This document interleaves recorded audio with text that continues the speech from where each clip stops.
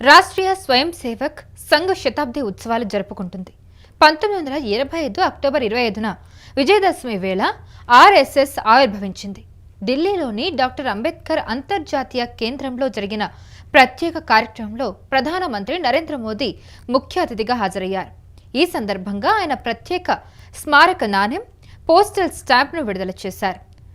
నది తన ప్రవాహంతో అనేక భూముల్లో పచ్చదనం పెంచుతుందని ప్రధానమంత్రి నరేంద్ర మోదీ అన్నారు. నది ప్రవాహంలో ఆర్ఎస్ఎస్ కూడా ప్రజలకు సేవ చేస్తుందని కొనియాడారు. విద్య, వైద్యం, రైతులకు అనేక విధాలుగా సంఘ్ సేవలు అందిస్తుందన్నారు. మన సంస్కృతి, సాంప్రదాయాల పరిరక్షణకు నిరంతరం కృషి చేస్తుంది.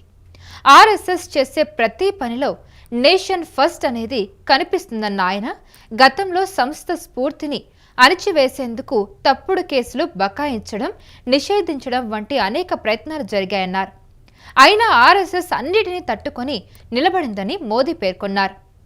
అనేక సవాళ్లు ఎదుర్కొన్నప్పటికీ ఈ సంస్థ నేటికి బలంగా నిలబడిందన్నారు. అవిశ్రాంతంగా దేశానికి, సమాజానికి సేవ చేస్తోందన్నారు.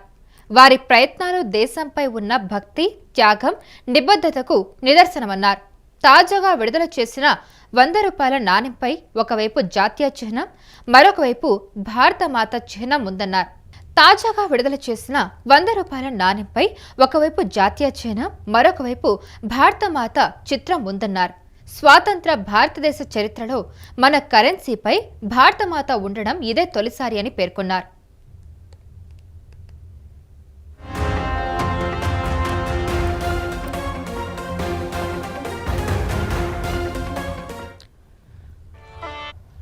संघ की 100 वर्ष की इस गौरवमयी यात्रा की स्मृति में आज भारत सरकार ने विशेष डाक टिकट और स्मृति सिक्के जारी किए हैं। 100 रुपये के सिक्के पर एक और राष्ट्रीय चिन्ह है और दूसरी ओर सिंह के साथ वरद मुद्रा में भारत माता की भव्य छवि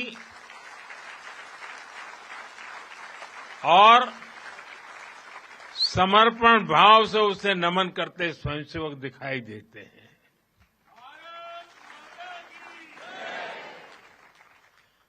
भारतीय मुद्रा पर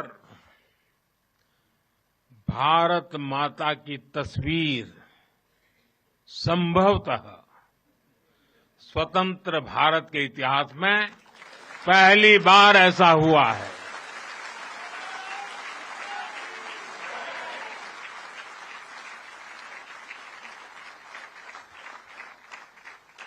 इस सिक्के के ऊपर संघ का बोध वाक्य भी अंकित है।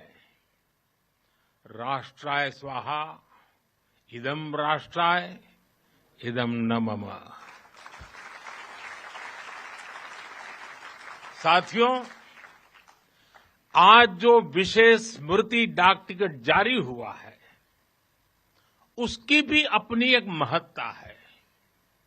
हम सभी जानते हैं 26 जनवरी को गणतंत्र दिवस की परेड की कितनी अहमियत होती है। 1963 में 1963 में आरएसएस के स्वयंसेवक भी 26 जनवरी की उस राष्ट्रीय परेड में शामिल हुए थे